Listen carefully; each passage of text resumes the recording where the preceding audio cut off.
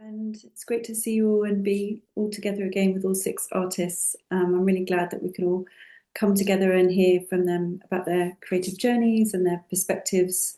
So firstly, I'd like to invite Ian to talk to us about his work. Ian, over to you. Great. Thank you, Helen.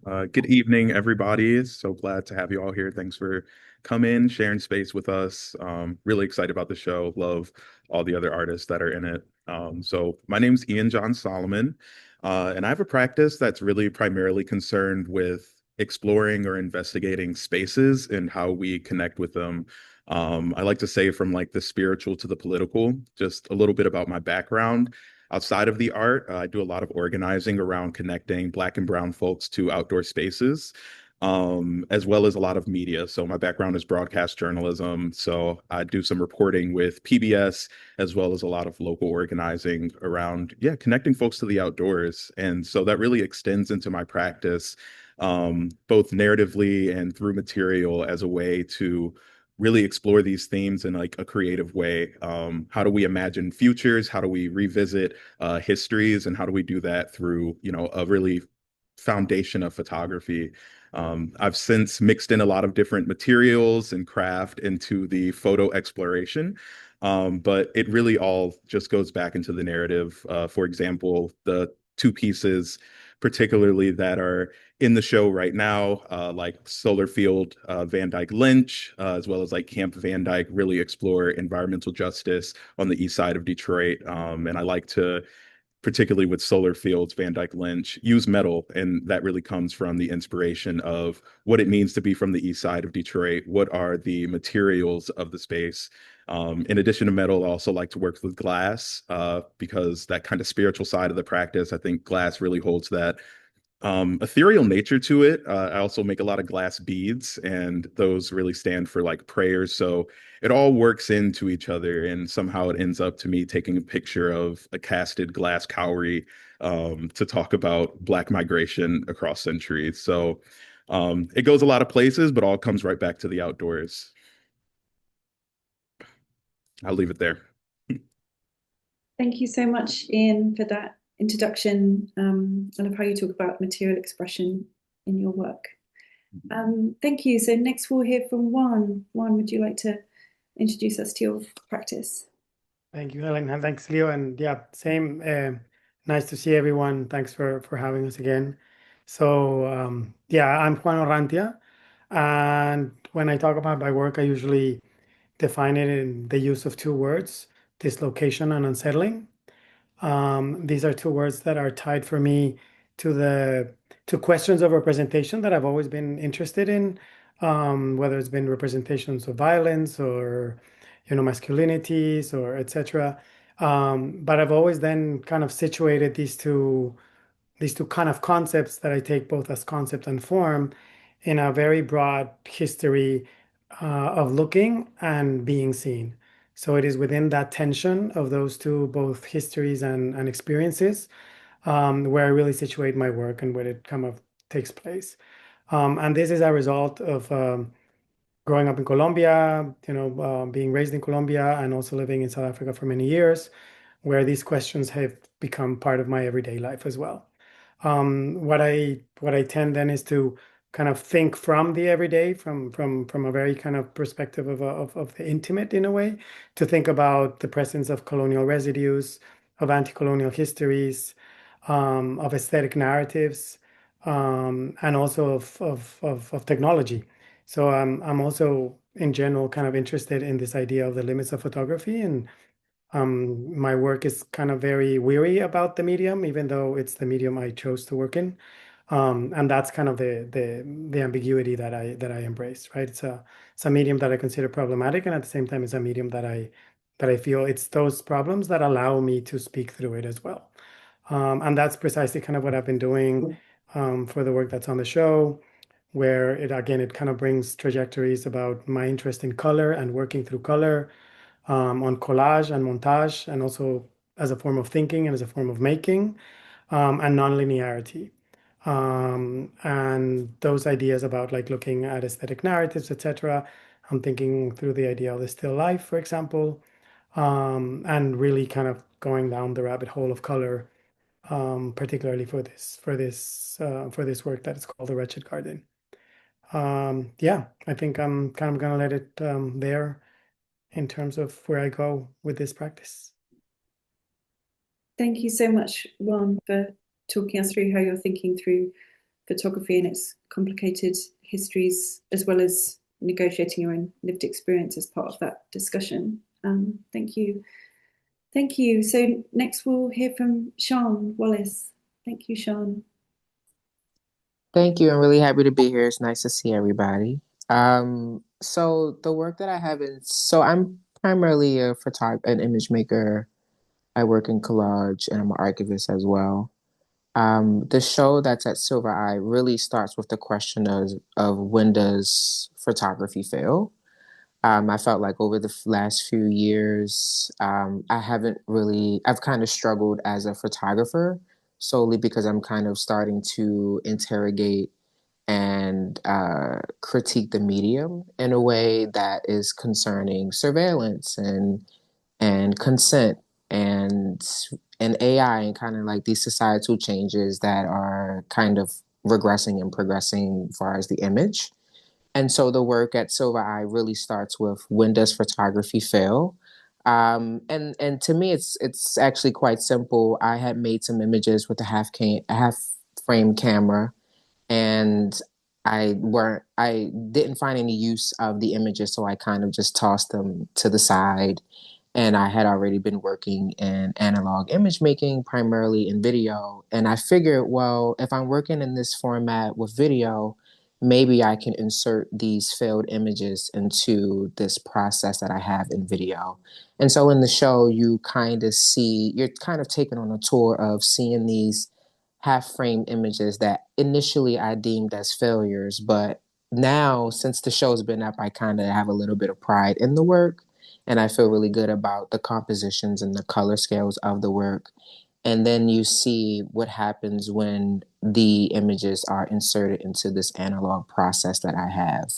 And it really has kind of helped me kind of reinvent my pursuit in photography of trying to figure out and ask myself, when does an image fail? What is a successful image? What are we deeming as important contemporary images? And what does it look like to kind of embark on a more counter photography practice?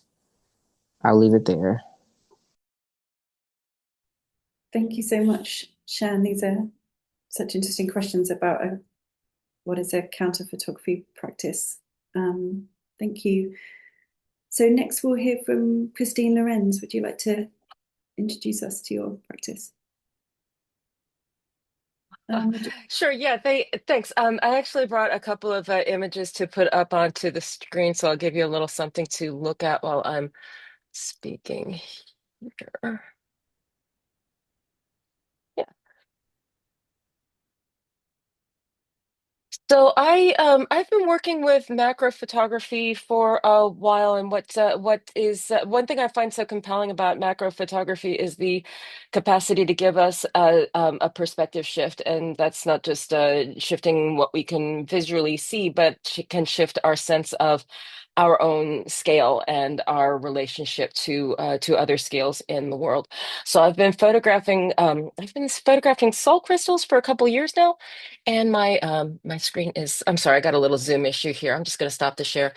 Um, yeah, so I've been photographing salt crystals and cultivating them in my studio for a while, and I find it compelling because of its familiarity, like water or like air. It is familiar to all of us, but it has this capacity in photographs to visually lead us to different places and to connect us to the earth, because this is a material that is a consumer good, but it is in its origin from deep within the ground where it has been for a very, very long time. And the specific salt that I've been working with for the photographs that are in the Radial Survey comes from a place in West Virginia on the Kanawha River, where in the early 19th century there was a thriving salt cultivation industry, which became the sort of genesis of the extraction and chemical production industry as it grew throughout the 19th century and up until where we are today. So the material and the photographs that come from it, for me, they draw me to reflection on things that are bigger than human, other than human, and that sort of expand a connection to the earth and its processes, which we are a part of, whether we are thinking about them or not, and being able to be more conscious and more involved in them on a sensory level, I think, is important. Thank you so much, Christine. It's a really helpful introduction about how you take everyday materials that we take for granted to explore their much deeper histories. Great. Well, next we'll hear from Amelia. Amelia, would you like to share about your work? Hello. Hi, everybody. It's good to be here. I'm going to share my screen. I put up some newer images that I've made that have to do with the same images I have in the show. They're the same body of work. Sorry, now I'm having an issue. Here we go. So my work, I'm traditionally, or most of my life, have been a street photographer, and I sort of use that as a form of collecting. And over the past year, 2025, I started creating collages, which I'd done in the past, analog collages, and photographing those. But what I started moving into was grabbing images from my street photography and also images I take on my phone, and then creating these collages with the images, mainly on my phone. This one was made on my phone with also analog collage used, so a picture of the analog collage as well. These two right here are made on Photoshop. So I do use other things besides my phone. However, it's sort of the themes that come up for me are abundance, memory,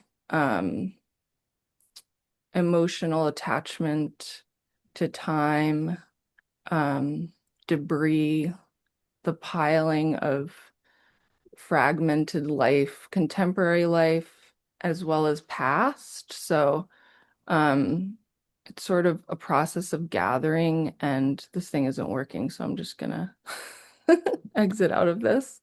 The process of gathering images and reprocessing them through the collage kind of emotionally for me. This process has really evolved over this past year, and it continues to evolve.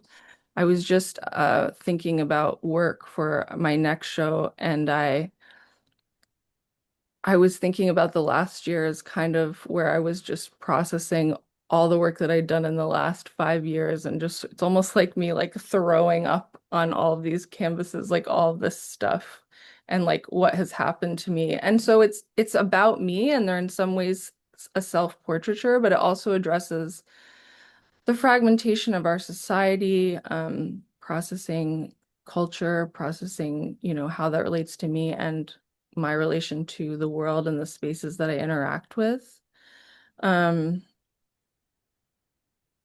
Yeah, I'm really grateful to be in this show. Thanks for letting me share about my work. Thank you, Amelia, for sharing about some of the key concerns you carry with you and key themes that you carry with you through this constant revisiting and fragmentation of your own archive. Thank you. And then finally, but not least, we'll hear from McNair about his work. Thank you, McNair. Yeah, thank you, Helen, Leo, and all other artists participating, and everyone who attended. It's a huge honor to be in this show, and to be with these other artists who are all working in evocative, interesting, earnest ways. I'm an artist and photographer currently working in kind of a long form autoethnographic project format. My work outputs are books, installations, and prints that often relate or pair formative personal experiences with creative research that explores the social, political, economic factors that facilitate those experiences structurally. So, for example, one of my first projects and books use the interpersonal relationship with my father to look at the changing economy of the American South. Those two things kind of paralleled, and I was able to tell a really highly personal story that was symbolic of a bigger region. The work that I have on display in the Radial 4 exhibit is an excerpt of a project where I wanted to photograph on and from every passenger train in America. It's an ongoing, well, it took me about 10 years to photograph the entire system. I traveled with composition notebooks where I invited fellow passengers to write about their lives, and then found ways to pair the writing and the images that I made. For me, the train is allegory and symbolism for the status of our democracy. It's a public service that can't exist without the belief of a shared common vision of working collectively. And so that's kind of an example of how I think about my subjects. I'm thinking about how they represent our kind of society at large. I'm not nearly as articulate about my work as everyone else in this show, and that's part of my gratitude of being included in this group. Yeah.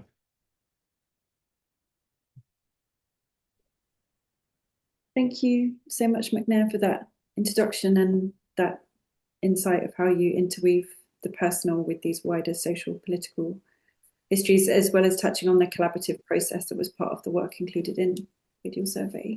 Thank you. Great. I'll hand back to you, Leo, after those wonderful introductions. Thank you, Helen, and thanks to all the artists for these introductions. It's such a pleasure to hear you all speak about the work. We've had the pleasure and the honor of having your work up for these last few months, and Helen and I are looking at it every day. And it's really something to hear you kind of distill it to just this very concise, which we've asked you to, concise sort of nugget. I'm hoping that we can talk about your creativity, maybe your professional paths.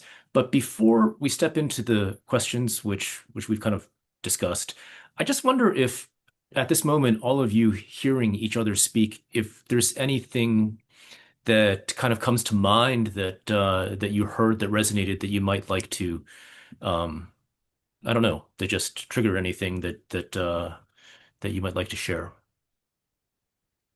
And if not, we can come back to it too. I heard a lot of people talking about sort of moving away from photography or feeling the I think Juan really said it best, but sort of like what photography brings isn't all just positive, having a conflicted relationship with photography and what it offers, and especially with even like new technologies, bringing in AI and all of that, and just being conflicted about our relationship to photography, our relationship to the violence of photography, and the history of that and how that fits in with our practices. And yeah, that's what I heard. Thank you, Amelia.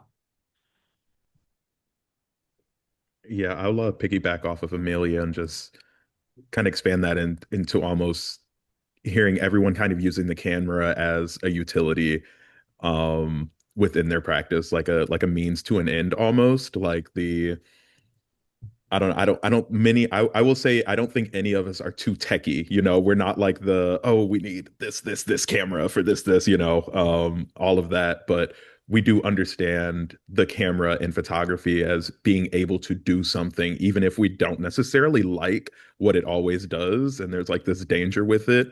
Um, just knowing that at the end of the day, it's the only tool that can get us where we want to go, and we'll like distort it from there. But there is like a reliance and almost regretful reliance sometimes, especially in the context of like today, like what is, photos and AI, like the trust of the image has been so eroded. um yeah, I think all of us kind of just use the camera as we need to.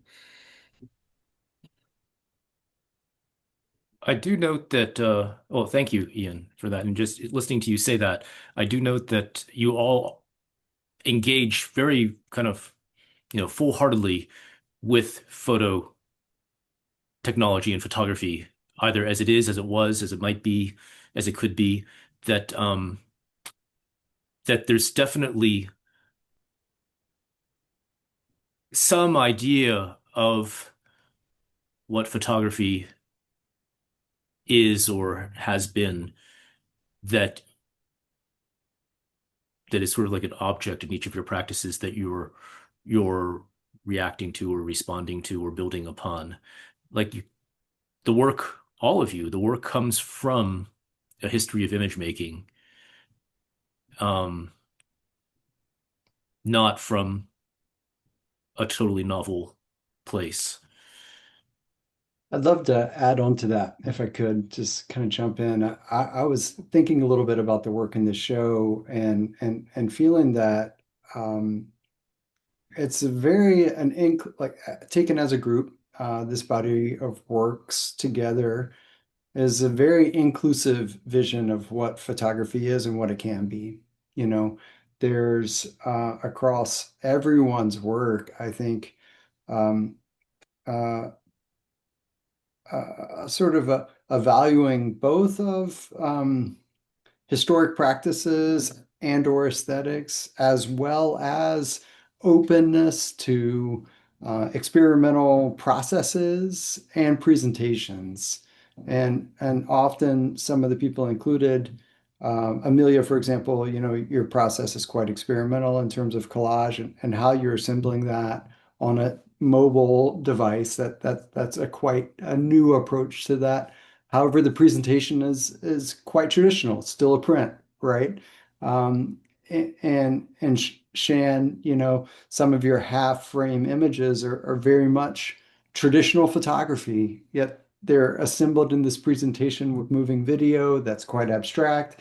So for me, I was thinking about the show and just thinking that it's very much inclusive of these different visions of photography, as opposed to saying, this is what photography is in an exclusive manner.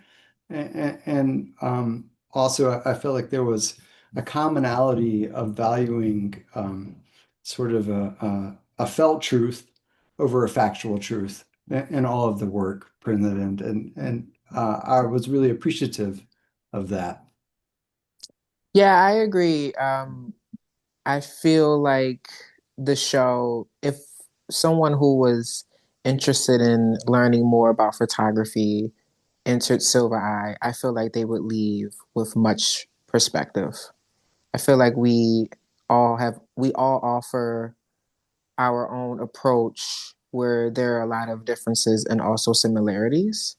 And yeah, I feel like I feel like that the show is pretty strong, and I feel so honored to be a part of it because there's just this different kind of presentation.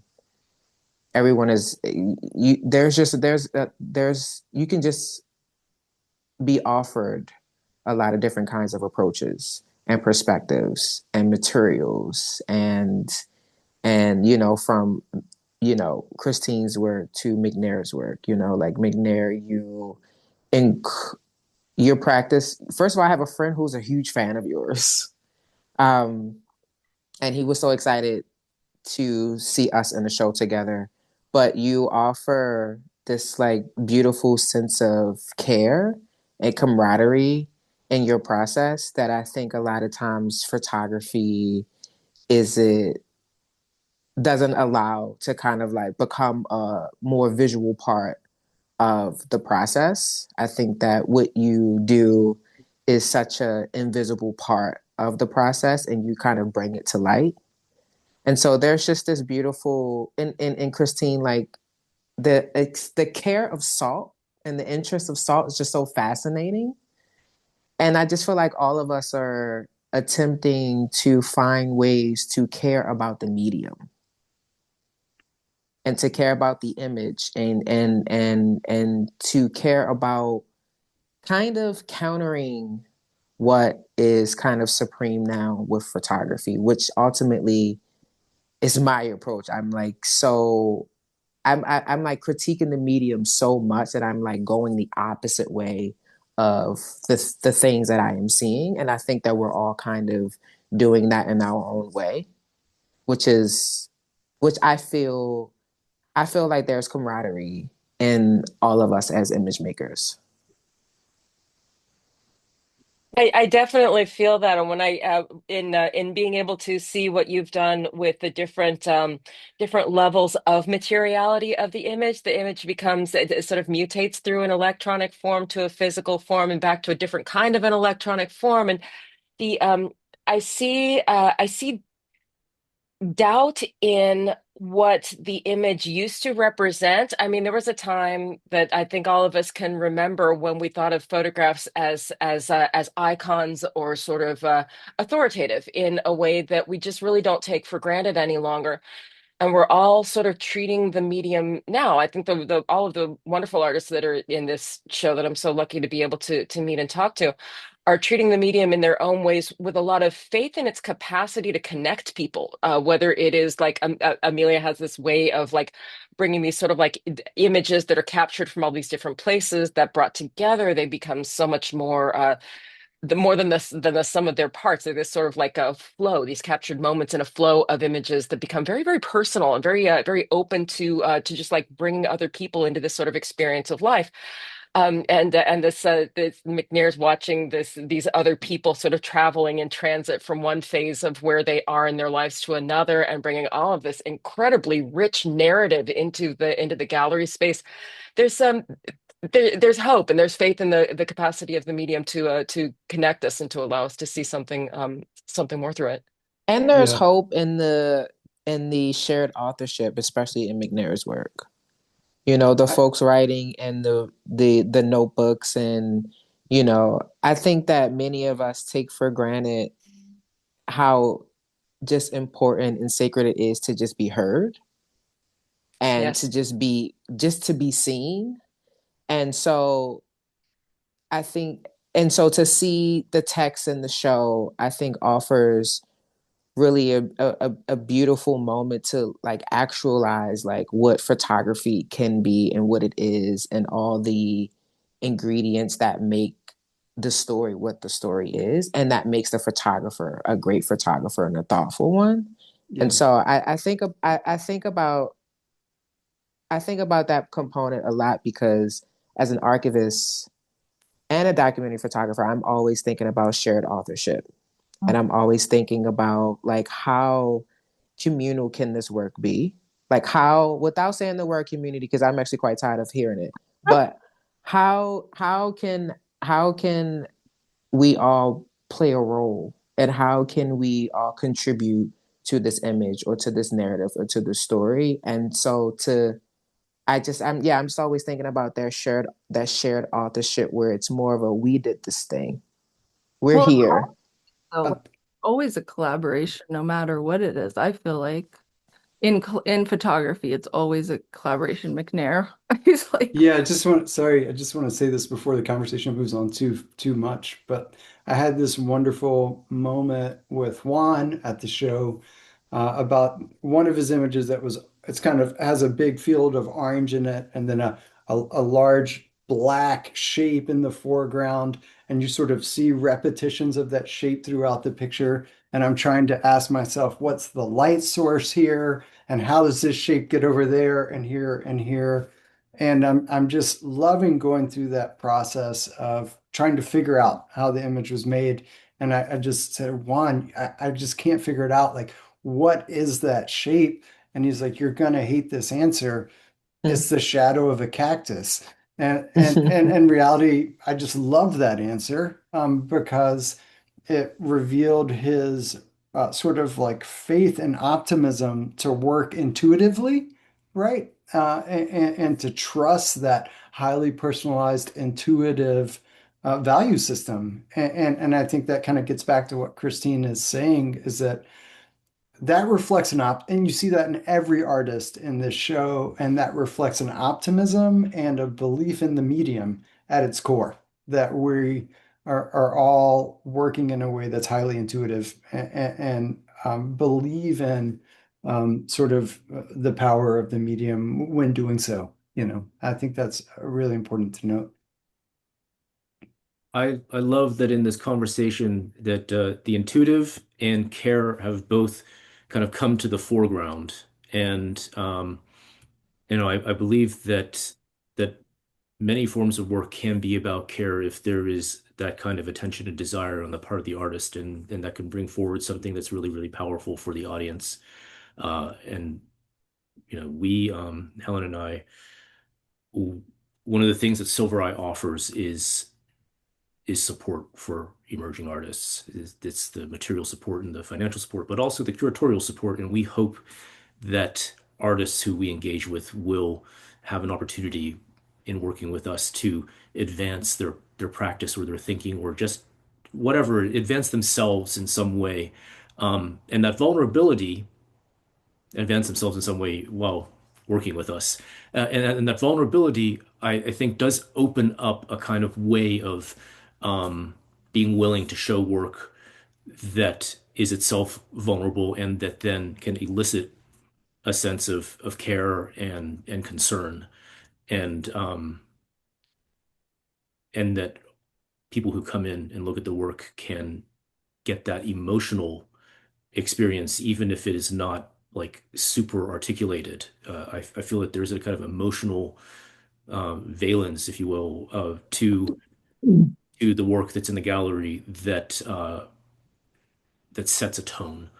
Um, and I was wondering if we could try to loop what you all have just been speaking about with something that Juan mentioned earlier, which is this uh, the affective narratives, or sorry, aesthetic narratives. Like the ones you talked about, your work engaging specifically with aesthetic narratives, and that's a kind of tricky, like, I mean, photography in its supposed transparency and all the ways in which it has asserted power by asking to be taken for granted and transparently, has always operated on aesthetic narratives. And as you've just been speaking, so much of the work here includes an affective narrative, a feeling that comes through, a sense of how you experience the world emotionally that can come through the work. I wonder if that raises anything that any of you might have in mind. This idea of an aesthetic narrative leading to emotional access. I mean, can I jump in and because it was also tied to something that I was thinking while this conversation was happening, and it is that, I mean, in the end, it's well, not in the end, but ultimately, we're also just going to the basics of a very kind of quote unquote simple medium in a way for all of its complexities. But it is also like in those quote unquote simplicities, call them momentary interactions or passing moments or whatever it is, or just kind of thinking intuitively rather, that a lot of that complexity comes out, and I think that's where maybe that kind of tension or that friction between like the complexity of having to deal with an aesthetic narrative, or how that has determined certain ideas of a canon, for example, in one time or another, suddenly can also get reversed by going back to its like to bringing it down in a way. Because I think something that's nice is that everyone is also speaking from kind of a very intimate space, from a very kind of reflexive space, a very self-reflexive space rather as well, right? And from there, then these is where we end up having these conversations about, like how photography is in a way being seen relatively differently now in a way. So I don't know, I'm kind of rambling there, but yeah. No, that made a lot of sense to me, and like kind of what you said, where it's really intuitive, and I think it's really like the joy of sharing space with artists like yourselves, because I don't think it comes as easy with photography. I think like because there is this tool that gives you what it gives you, if that makes sense. Like I think that there are choices that we have to make, that in other like to put our hand into it, to say like how do you put your hand or put yourself into an image. It requires like a lot more choices, where regardless of if you like, say a painting or not, if I take the brushstroke, you see my brushstroke. Like how do you put your brushstroke into an image kind of becomes the question. um and yeah, I don't think that's like easy, but it is something where you just kind of find your intuition in it, and like kind of find your space, and you find your thumbprint on your own work. And yeah, everyone in this show, like you see their choices, like you just talked about like the cactus shadow, like Amelia, like I know you actually, like when you're taking your pictures, it's actually not, you try not to make too many choices, but the choice comes in when you're going through the archive of images, like what do you pull out of there. Yeah, I could say that for literally everyone's work. There's just some very specific choice that you see there that's like only you would make that choice, and that really puts you into the work.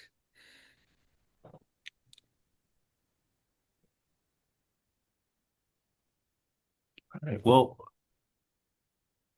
thank you all. That was really rich.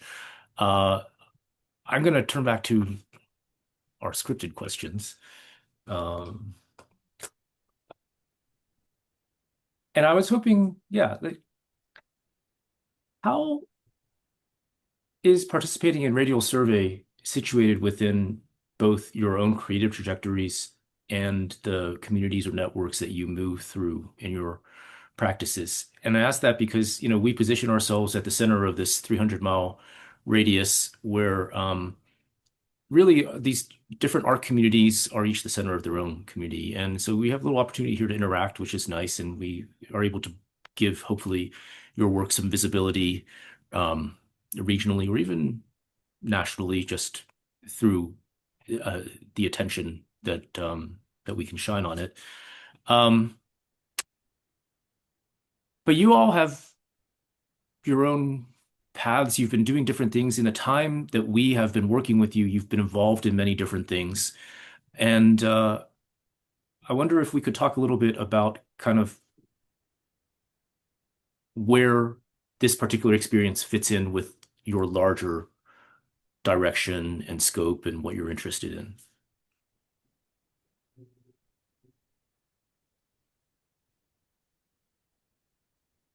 I mean, I'll kind of say that, for me, kind of coming from living many years in South Africa and then having conversations there and then having the opportunity to have those conversations or kind of a version of those conversations in its updated, context here in the States within, the radial survey, I think has been really interesting for me for that reason, like to see also what we were, a little bit what we were talking about before as well, like what are those ideas of photography that are held in a way, like quote unquote in the States, and then what happens when you distill them in other type, like in practices that are not just upholding to those necessary canons, and so for me that's been something that's been quite interesting.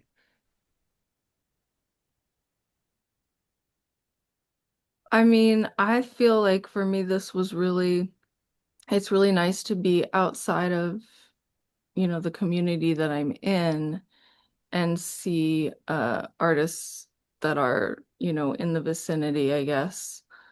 Not necessarily New York and LA, though those are great artists too. It's also, you know, I guess for me as a trajectory in my work, I mean, I think for me it was very validating, and we're just talking about intuition. Like my intuition leads me in a lot of my work, but specifically in this work is very like highly intuitive. And I feel like the more intuitive, the more close I am to self and to I don't know, work that feels the most dear to me or the most reflective of who I am. And I felt like that was very validated by this show. Like I felt like, oh, this is the right direction. I'm gonna keep going in this direction. And yeah, I guess that's what my experience of it was, just that. And because all of your work is so different, like all of our work is so different, it's really nice to see that the themes sort of string between all different kinds of work, and that, you know, it's kind of collective consciousness, right? Like different people are making all these different things, but everything is working together, and that's really nice to see.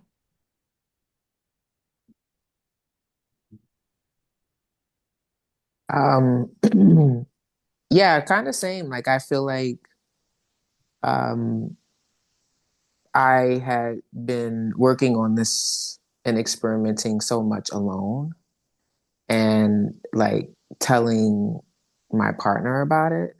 And I'm sure she's like, okay. Um, I didn't really share this work. I haven't really shared like the struggles that I feel like I've experienced around photography. And so this was kind of me stepping out of the studio and actually looking at what I've made and kind of the direction that I've been wanting to be the trajectory. Um, and also, too, you know, like there aren't a lot of institutions that are focused solely on photography in the States.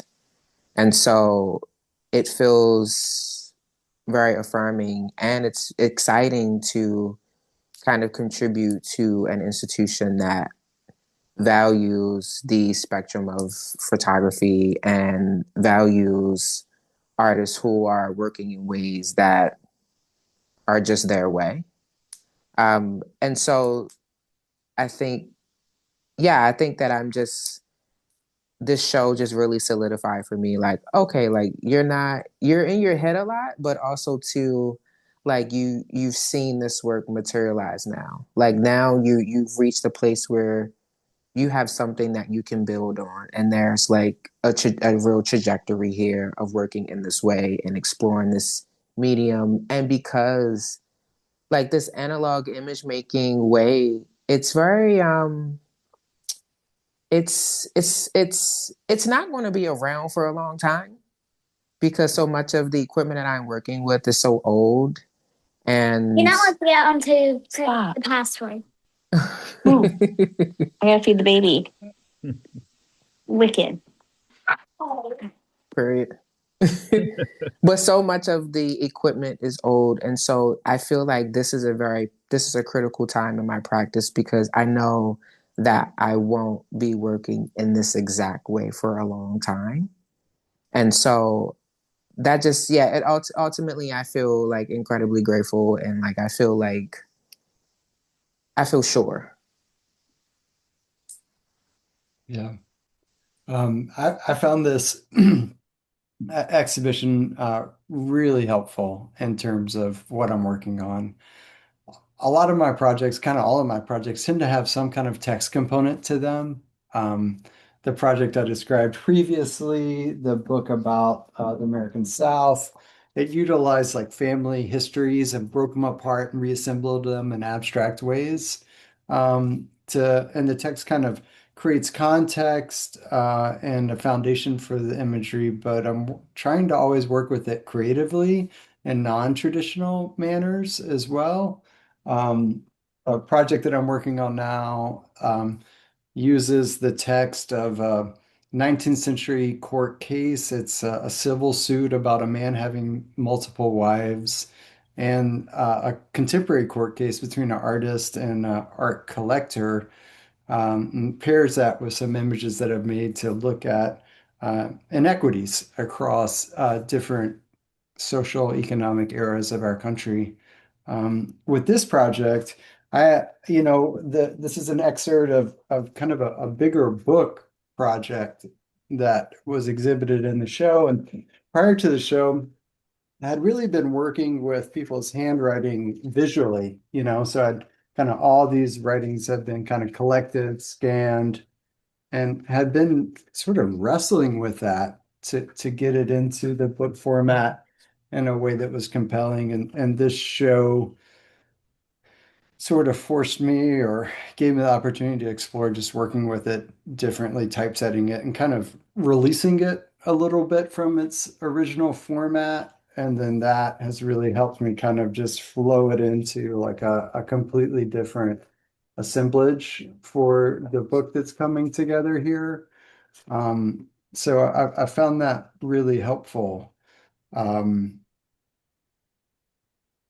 terms of my community here, I'm a relatively recent transplant to Richmond, Virginia, and I've felt like I'm a bit on an island. And a part of that, really, all of that is a result of where I am in my life. I'm a husband and a parent to two very young children. And I also work a full-time job at a university here.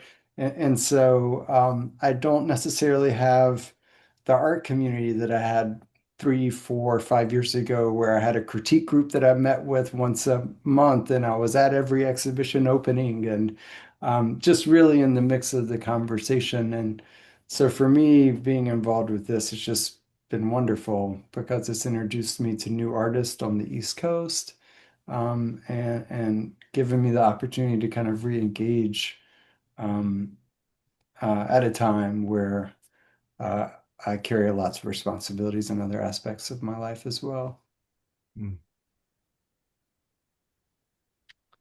I have to sort of echo this gratitude to Leo and Helen for the chances that they were taking in the way they were able to put things together as an exhibition and take some kind of curatorial leaps with the way that they put things on the wall. I'm not sure that everybody would have taken the chances that Helen and Leo were willing to take with putting the stuff on the wall that I wanted to put there, that I know is ephemeral by nature, and the ephemerality is a part of the concept of the exhibition. It was tremendously gratifying to be able to see that stuff on the wall in that way, and I'm really, really grateful for that.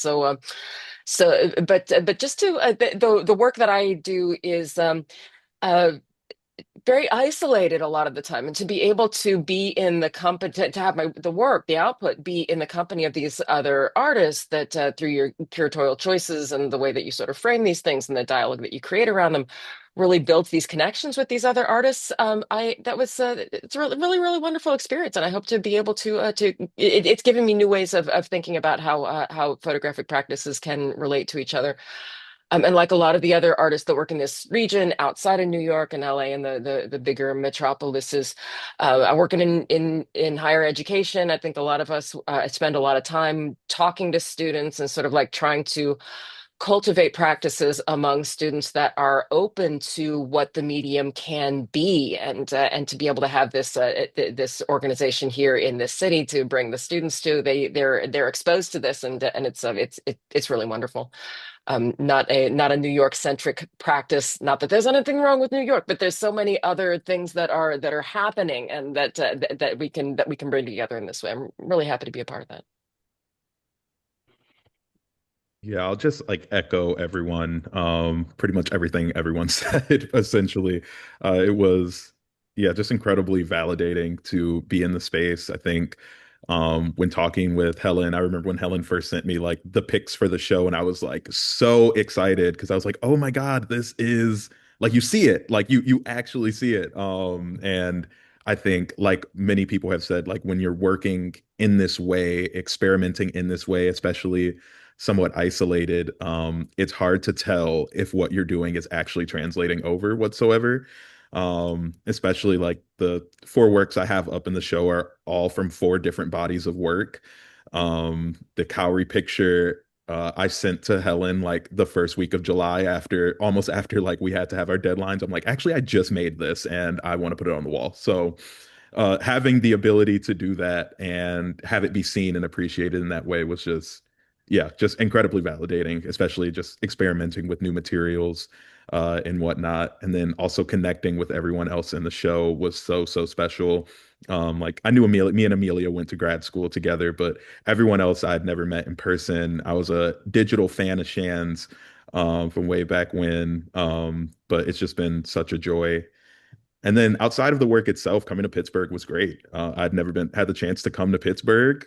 Some of my narratives in my work are certainly centered in Detroit, but expand across the Rust Belt. And I thought it was just really cool to kind of have that first person experience with the new Rust Belt city. And I got to meet some great folks like Kimberly Jacobs. I want to make sure I got that right. Kimberly Jacobs, the curator down at the August Wilson Center, and go down to the August Wilson Center and get like a little private tour of some of their exhibitions. And it exposed me to a whole new, side of like, what does Rust Belt blackness in the art world look like? I know Detroit, I know Chicago, Pittsburgh. You're not really gonna hear about that as much, I think. And that was like a really special opportunity to just like expand my worldview, both like for the practice and also just for myself. Yeah, so thank you for the opportunity. Seriously. Well, Yeah, Pittsburgh's. I was just going to say that you all also offered me and Ian to have that moment.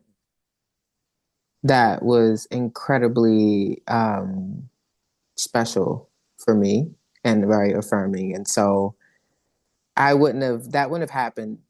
You all kind of put us together to kind of have that moment, which I'm really grateful for.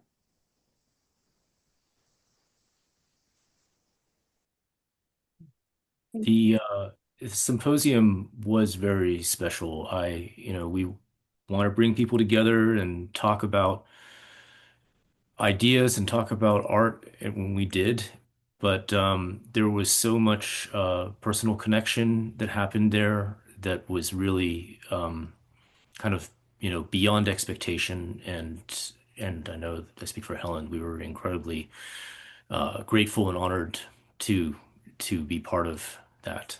So yeah, thank you all. And thank you all also for everything that you just said. And I do want to kind of make a little note of this idea of the ephemerality and trajectory. I mean, trajectory does imply movement, and that so many of you spoke about being at a point in your work where you're trying to kind of get through this or have it validated, and just to move from one state to another in your relationship with the work.